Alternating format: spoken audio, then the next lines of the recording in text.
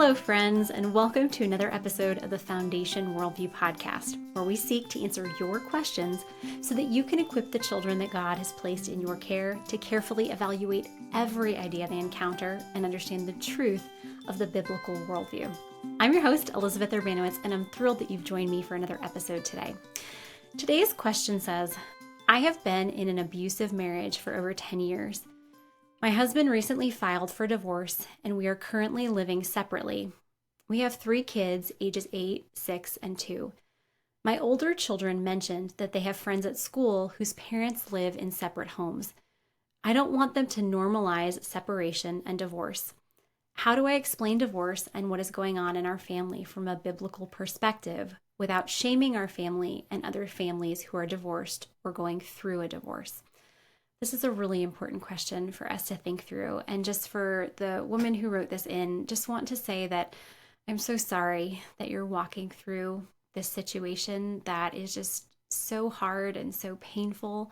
And as you're trying to faithfully navigate this situation with your children, I know that that's extremely challenging. So just want to encourage you, to let you know that I'm praying for you, and just to encourage you to reach out to others within your local church so that they can pray for you and support you in this situation. And this is an important situation for us to think through, whether we ourselves are going through a divorce or whether we're in a happy, healthy, stable marriage, because our children are going to encounter others who come from homes where parents are divorced or separated. So it's really important to think through, how do we explain the concept of divorce to our children from a biblical perspective?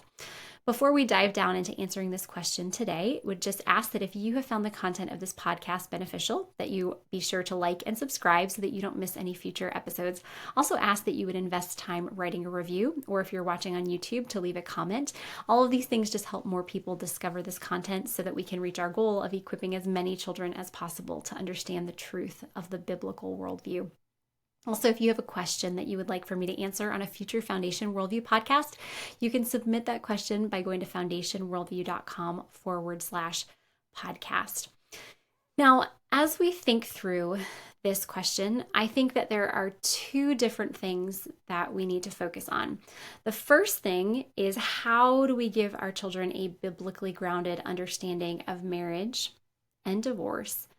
And then the second thing, for those particularly who are going through a situation of divorce or separation, how can we have an ongoing conversation with our children to make sure that we're helping them process this tremendous loss in a healthy way? And so that's what we're going to look at today.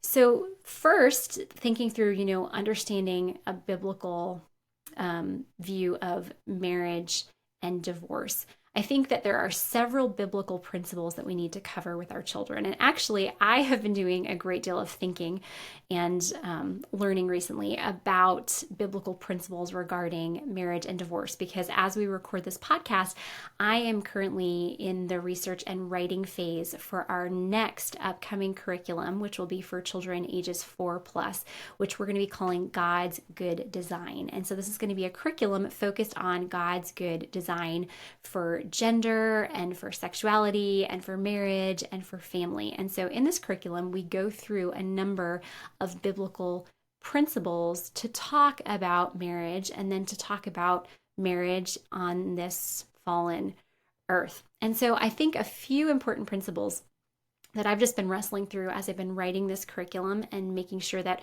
we're communicating to children in this curriculum. A few of these principles, the first one is that God created marriage, and marriage is good.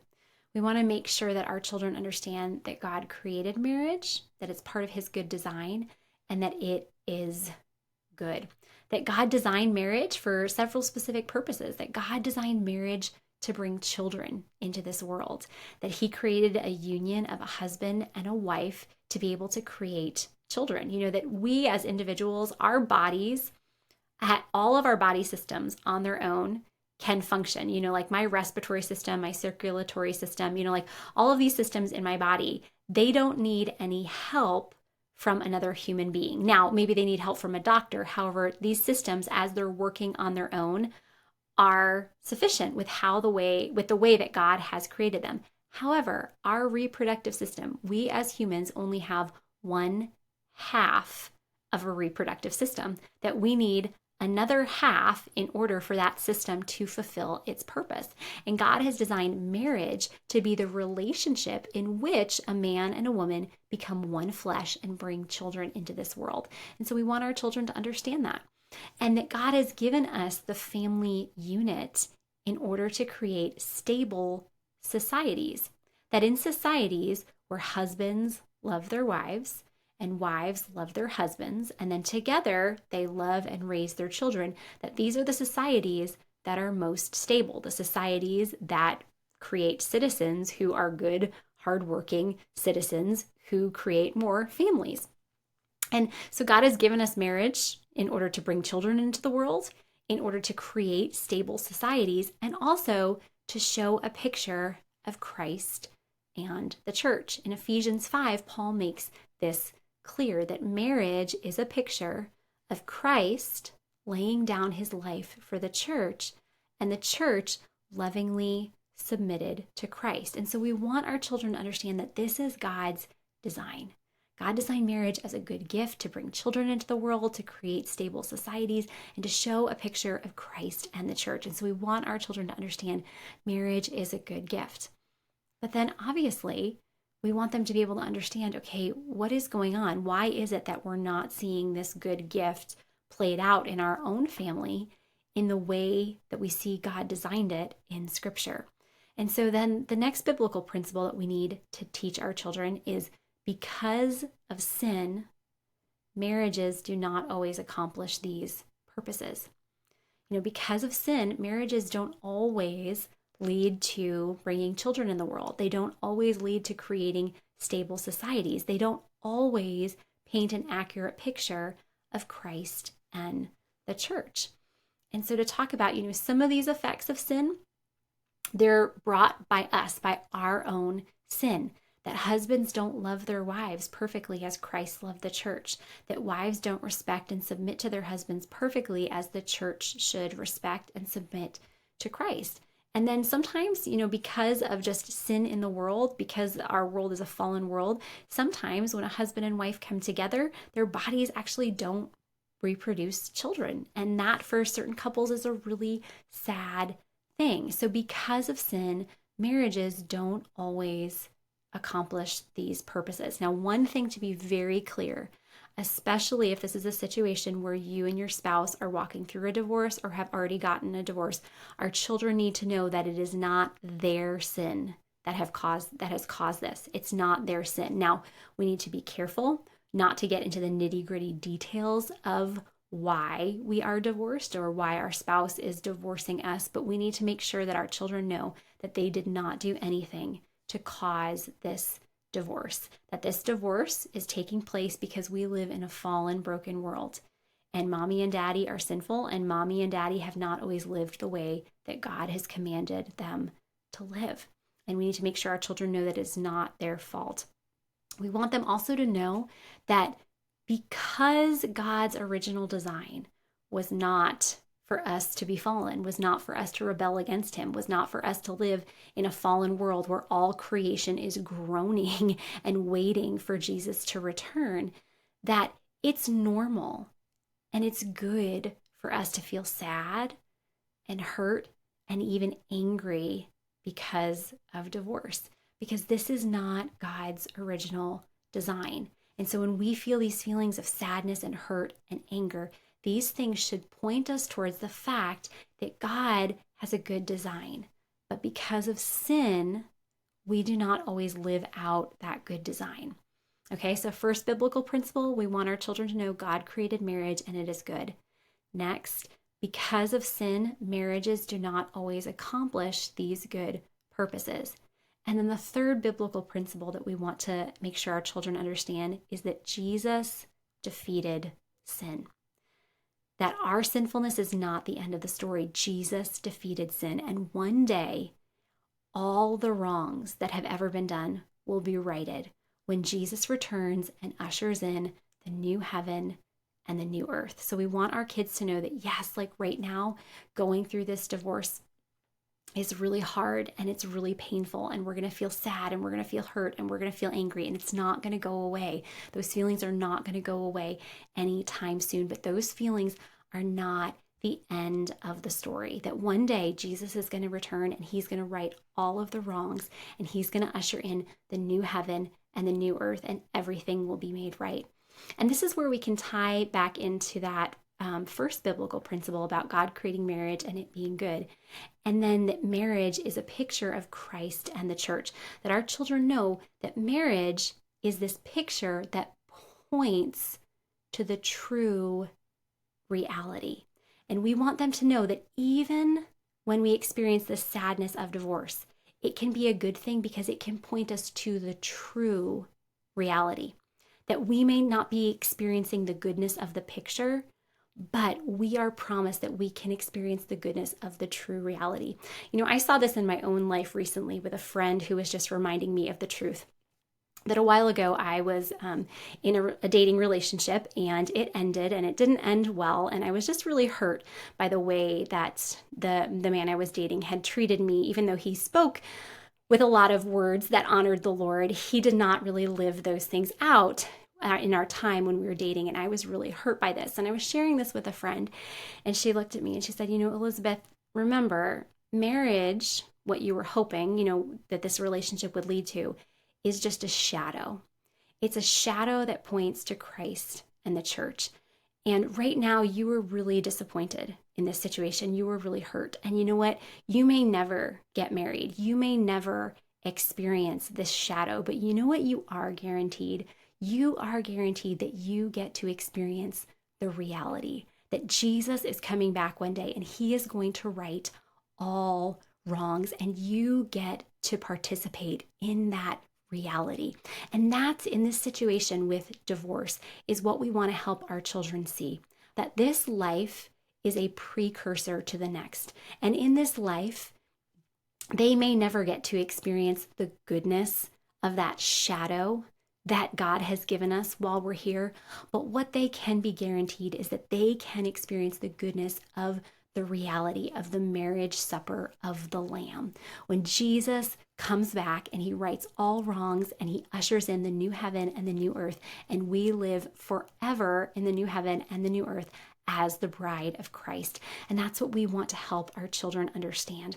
And we can point them to Romans chapter 8, verses 28 and 29. And I think these verses are so important because verse 28 says that, and we know that in all things God works for the good of those who love him, who have been called according to his purpose. And then verse 29 explains how that happens, that God uses all things to conform us more into the image of his son. And so as we're going through this pain and this sadness and this hurt of divorce, it does not feel good in the moment. And no, it is not part of God's original good design. But we can trust that even this pain and this sadness and this hurt of divorce, that God is using for our good, because he is ultimately using it to make us more like Jesus. So that's the first part, biblical principles that we need to cover with our children so that they have a biblical understanding of marriage and divorce. And then the second part, for those who are watching or listening who are experiencing divorce or have experienced divorce, it's really important that we keep an ongoing conversation with our children to understand how they're processing this situation. I think it can be really great to bring in the pastors or elders at your church, to have counseling sessions with you and your children, just to go through, how are you processing this? If that's not something that the elders at your church offer, to find a good biblical counselor who you can meet with, who you can let your children meet with, just to uncover some of the things, that they're thinking and they're feeling in this process. But also don't underestimate just what you can do as a parent as you're talking with your children. You can ask them intentional questions, even every few weeks. How are you feeling about us being separated from daddy? How are you feeling about that right now? You can ask them, what questions do you have for me? Now, we need to be really careful when we are answering questions for our children. We don't want to lie to them. We don't want to tell them something that's untrue, but we want to be careful that we're not speaking about our former spouse in a way that's really degrading. Now, there might be a really painful situation. Maybe your spouse left you for another woman, and in that situation, you don't want to get into the nitty gritty details, but depending on the age of your children, you can be honest. Daddy decided, that he doesn't want to be married to me anymore, that he wants to be married to someone else. And so that's why, daddy is not here anymore. We can be honest with our kids, but we have to be really careful that we're speaking about our former spouse in a way that's not degrading them, that's not going to create bitterness and resentment in the heart of our children. And even for legal reasons, especially in the United States, that's really important, because our culture views our inner emotional world as the primary source of truth and primary guide to reality. There have been a lot of situations in court where parents have lost custody of their children simply because they've told their children true things about their ex-spouse, and the other spouse has claimed that it's caused, emotional harm to the child. So we need to be careful, both from a perspective of honoring the Lord, but also from a legal perspective, making sure that we're not saying something that could one day have our children, taken away from us. Other questions that we can ask them is, how can I help you remember that you are loved? Because it's really easy for children in the midst of divorce to feel like they are not loved, especially if a spouse has left. And so just, what can I do to help remind you that you are loved? And even if they don't know how to answer that question, that's something we need to pay attention to. How can we make sure that they know that they are loved? There's certain wounding from divorce, that's just going to be there, and certain things that they're going to have to work through, their whole lives, these wounds that have been inflicted upon them. But we want to see, what can we do, to minimize the effects of that wounding. Then we can, especially with older children, we can ask, is there anything that we're doing in our home right now that you wish would change? And obviously we have to have discernment there. We can't just cater to every whim of our child, because some of the things that they want are just felt needs. They're not actual needs, and they're not actually what's best for them. But it's helpful even if we can just ask them to understand what they're thinking and what they're feeling. And we should make sure that we're welcoming their questions and their sharing of their feelings. And so I don't know emotionally how difficult this is as you're single parenting, because I haven't walked through this situation, but I can imagine that it's very difficult as you're trying to process your own grief and your own hurt, walking through this painful situation. But we want to make sure that our children know that their questions and their thoughts and their feelings are welcomed, because we want to understand truly and genuinely what's going on in their heart and their mind so that we can help them. Another thing I would really encourage you to do is to be intentional at building relationships in your local church, where your children will get to see a biblical marriage modeled for them. That even if they're not having the opportunity to see a biblical marriage modeled for them in your home, that you're creating relationships, strong relationships with others within the body of Christ, so that they can see, what should a biblical marriage look like, so that they have that model before them, even if they're not seeing it on a daily basis. I know that this is a very sensitive topic, and it's a very difficult one to talk through, but it's a really important one to talk through with our children, to make sure that they have a biblical understanding of both marriage and divorce. And especially if divorce is occurring or has occurred in our family, we want to make sure that we're keeping the conversation open so that we know how our children are processing this. Well, that's a wrap for this episode. But as always, my prayer for you is that no matter the situation in which you and the children God has placed in your care find yourselves, that you would trust that God is working all things together for your good by using all things to conform you more into the image of His Son. I'll see you next time.